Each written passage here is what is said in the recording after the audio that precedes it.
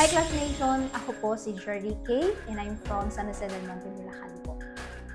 Actually, sumali po ako dito sa The Clash po just to provide po for my family po.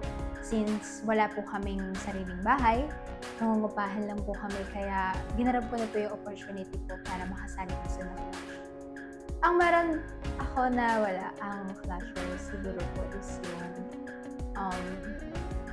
yung tapang na harapin yung mga struggles po between sa mga nangyayari sa buhay ko, sa buhay namin ng family ko.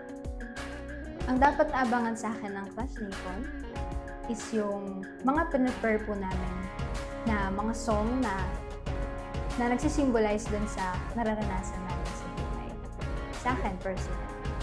Ang hamon po na nandito ako ngayon sa The Clash, siguro yung mas maging matapang pa sa mga challenges na darating. Dapat niyo akong abangan dahil kakaibang performances ang gagawin. Tingin ko po dapat na ako yung maging The Clash na Detective Champion dahil sa dami po na pinaghirapan namin, dami na ako personally, dami pagsubok ng challenges, and sobra ko pong ini-aim, sobra kong ginugusto talaga na manalo since sobrang struggles po yung nararanasan, and siguro ito po yung time dahil sa dami ng discrimination po na natatanggap.